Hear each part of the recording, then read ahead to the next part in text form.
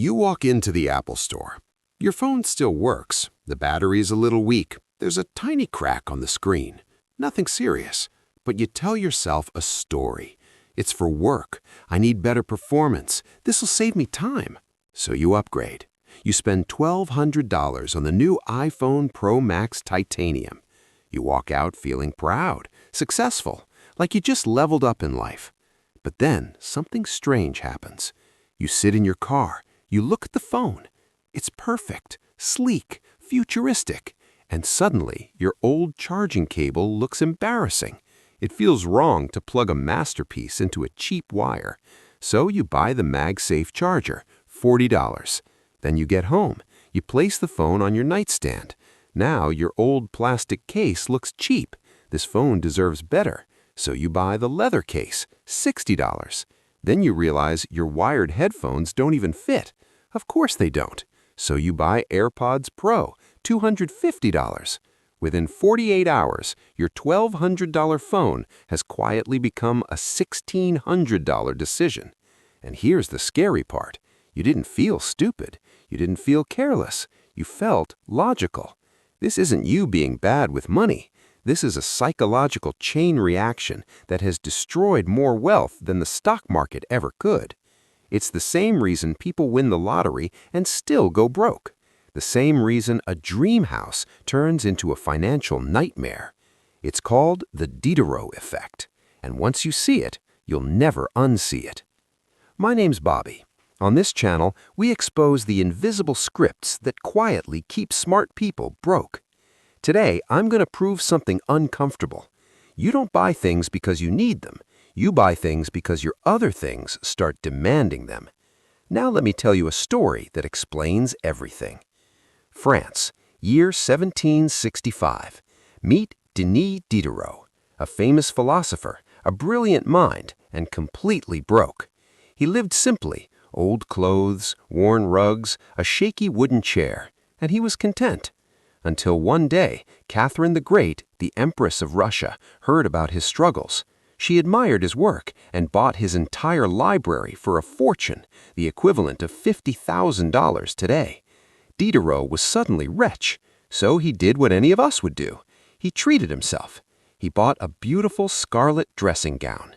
He put it on, looked in the mirror. For the first time, he felt wealthy. But when he sat at his desk, something felt wrong. The robe was elegant. The desk was old and scratched. The contrast bothered him. So he replaced the desk. The new desk made the rug look cheap. So he replaced the rug. The rug made the curtains look poor. So he replaced the curtains.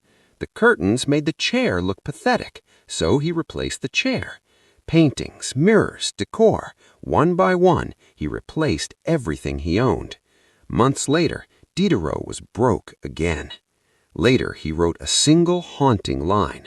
I was the master of my old robe, but I became a slave to my new one. That sentence explains your bank account, because you have robes too.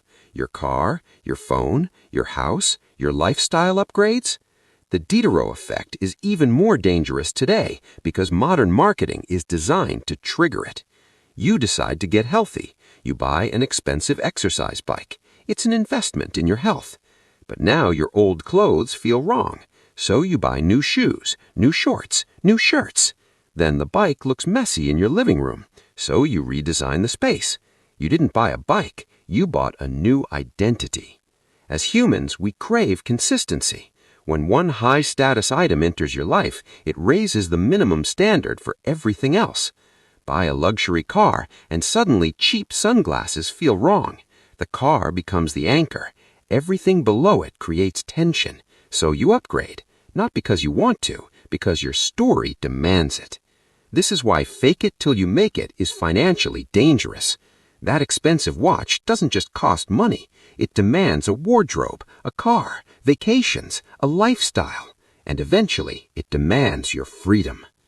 Most people calculate costs incorrectly. They ask, can I afford this?